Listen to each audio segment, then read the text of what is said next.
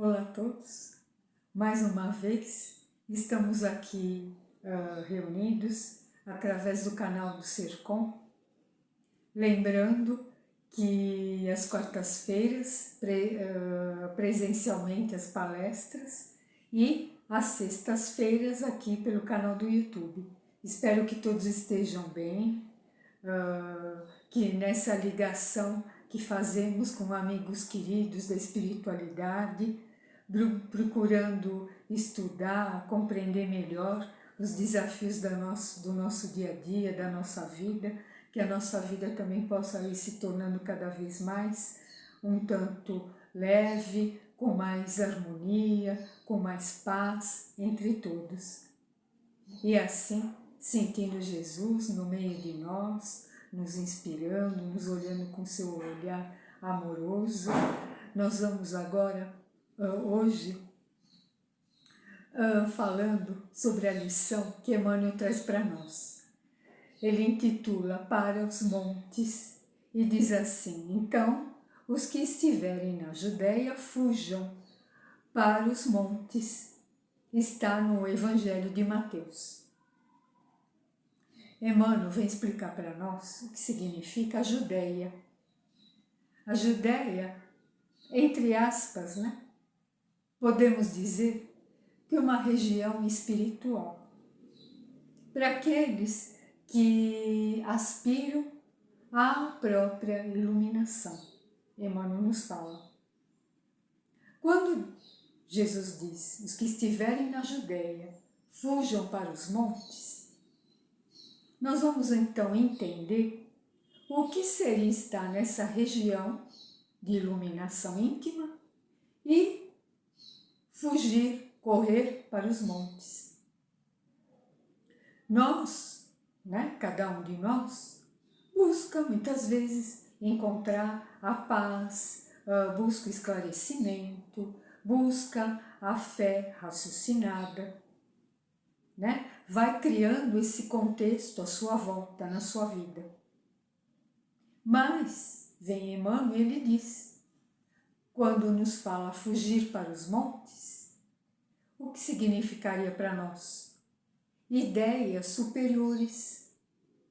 Ele fala, é um momento que nós também sentimos um chamado de Jesus e devemos nos posicionar, ele fala, como colaboradores de Jesus.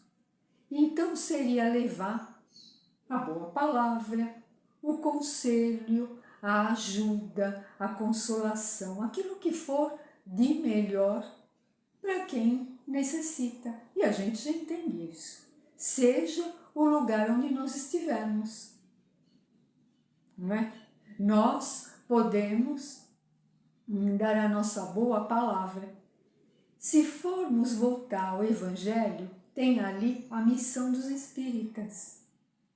E diz que hoje, ide e pregai o dogma novo da reencarnação. Muitos não vão querer ouvir, porque fala, São os tiranos, aqueles ainda orgulhosos, resistentes, não vão querer ouvir. Mas ide e pregai. Por quê? Porque é um momento. Não que a gente vá se impor como opinião em relação aos outros, mas é no sentido de nós podermos esclarecer o outro, Até dizendo hoje o que você plantar, faça uma boa plantação, porque amanhã você pode ficar mais tranquilo, porque você vai ter coisas boas para colher. Se hoje, a gente ignora isso, vai chegar o dia de amanhã. E o que você plantou? O que você vai ter para colher? É esse entendimento. Por isso que na atualidade, hoje na Terra, nós passamos por dores, por lutas. Hoje vemos as condições climáticas, trazendo cada vez mais dificuldades em tantas regiões, mas também entendemos que tudo é para o nosso progresso, para a nossa evolução. Um exemplo, agora também, bem assim diante de nós, né?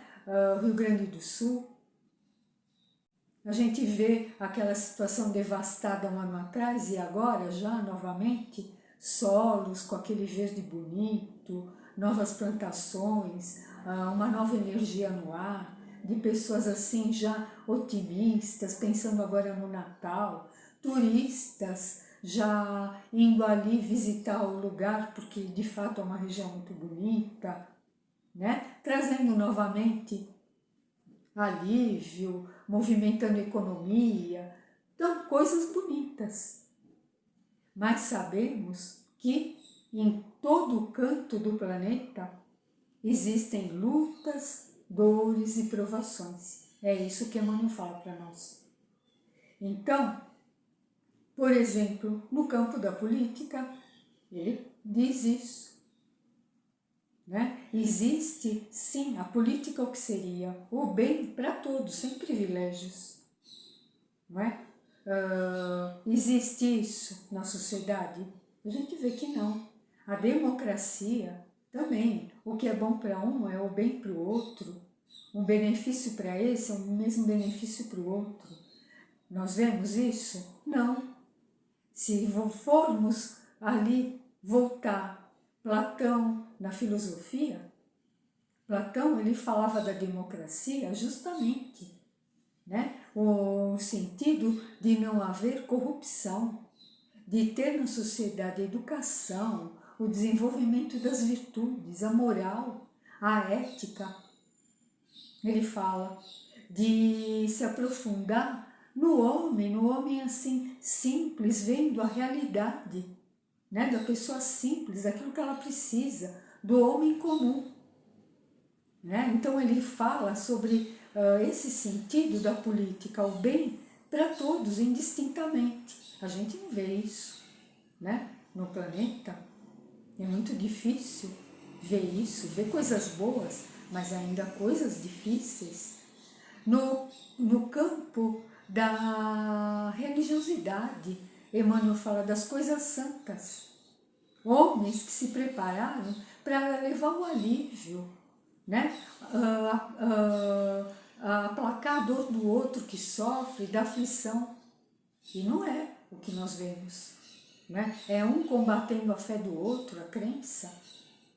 Sabemos na história mais guerras em nome da religião do que guerras políticas. E ainda hoje, divergências de opiniões, não é? Porque um pensa de um jeito, um entra no templo, outro entra no centro, outro entra na igreja. Então, fanatismo, preconceito, tudo isso.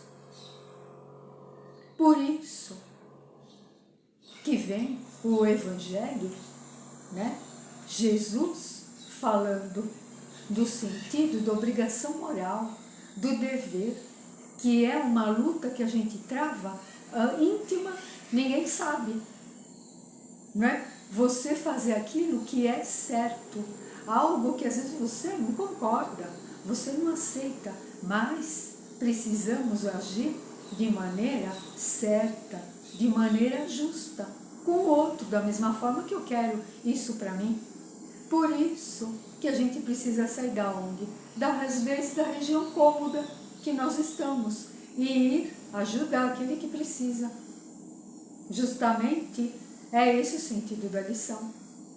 Mas, para eu poder ajudar, em primeiro lugar, eu não posso me apegar a julgamentos. E a gente lembra novamente Jesus dizendo: no teu olho tem uma trave. Por que você está prestando atenção no cisco do teu irmão? Que é um cisco. Um sopro, pronto, sai. Mas a trave que está no teu olho, essa é mais difícil. Então, não critica, né? Critica criticar no ponto de não ajudar, né? Só enfatizar aquilo que é ruim, vê o lado somente sombra, o lado escuro. É isso, né? A gente não pode se apegar a julgamentos. Se nós temos condições de ajudar, que a gente ajude. Isso não significa que somos cordatos, que a gente aceite o que o outro está fazendo, de forma nenhuma. Né? O outro pode ser a criatura mais errada, até, de fato. Mas vem e me pede um copo com água, eu vou dizer não, você é errado, eu não vou te oferecer água. Vai pedir para outra pessoa? O que fala o Evangelho? Ofereça água. Aquela água que você coloca ali, a tua oração, a tua prece, para que a criatura tomando possa algo modificar no íntimo dela. Ela se sentir com força, com coragem, para reparar o que ela precisa. Isso é ajudar. É dessa forma que a gente se coloca como colaborador. A gente se posiciona como colaborador ao lado de Jesus. É dessa maneira. E então, se nós ficarmos pensando, né, que somos superiores, que nós não temos erros, que nós estamos nessa condição de ajudar ou não, segundo eu quero, segundo a minha vontade, né, olhando o merecimento do outro, nós estamos muito enganados, né? Nós estamos iludidos em relação a nós mesmos, com a nossa superioridade moral, porque todos somos o quê? Imperfeitos. Então é a oportunidade que Deus nos dá de exercer amor, caridade para com o outro. Não é? Porque às vezes, fazendo algo de bom para o outro, eu estou me iluminando. E nós não podemos esquecer o exemplo de Jesus. Mais uma vez, quando ele fala, atira a primeira pedra aquele que está livre de pecado. E ele não julga a mulher adúltera. Ele apenas diz, da próxima vez, veja o teu comportamento, porque pode ser que eu não esteja por perto para te ajudar. Ele chama, na verdade, ela para a consciência do comportamento, da ação que ela teve. E, de fato, quando alguém nos fala dessa forma, você vai pensar, você vai repensar a tua atitude. E aí começa a analisar, puxa, então, e se eu me comportar dessa maneira novamente?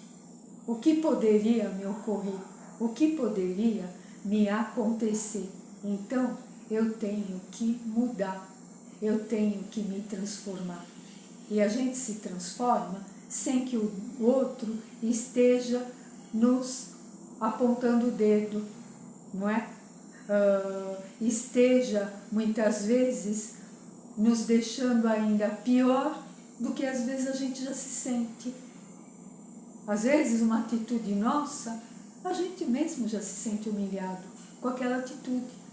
E a outra pessoa ainda ela vem e aponta mais o dedo na ferida.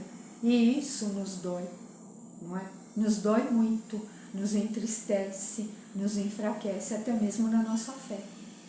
Então, que a gente possa pensar nessa lição, que ela é muito bonita, e entender que quando nós ajudamos o outro com a palavra, com o nosso olhar, com o nosso carinho, com o nosso abraço, com a atitude boa que o outro precisa, isso incentiva a criatura a se fortalecer na fé, porque ela vai sentir que se tem pessoas boas à sua volta ajudando, e isso faz tão bem, é a questão da fé que está ligada ao amor. Então, aquele que ama, ele tem fé, ele ajuda porque ele acredita na lei da reencarnação, que fazendo hoje um dia melhor, né? Fazendo o outro hoje uma criatura feliz, eu já estou projetando isso para a minha vida. amanhã, depois e lá na frente. Então eu me transformo também numa criatura otimista com o porvir, com dias melhores, com acontecimentos melhores, hoje no meu presente, mas com vistas a um futuro. E isso tira de nós aquele sentido de medo, né? De preocupação exagerada. Por quê? Porque é a fé, a confiança que está em nosso coração. Que Jesus nos abençoe, que sejam dias mais leves, com pessoas mais flexíveis à nossa volta, e nós também podendo ter essa condição de ajudar mais e, por nossa vez também, encontrarmos o auxílio necessário no momento, mas assim, necessário para nós, né? Aqueles momentos que a gente está mais preocupado, mais entristecido, encontrar aquela luz diante de nós. Que Jesus nos abençoe, que assim seja, graças a Deus.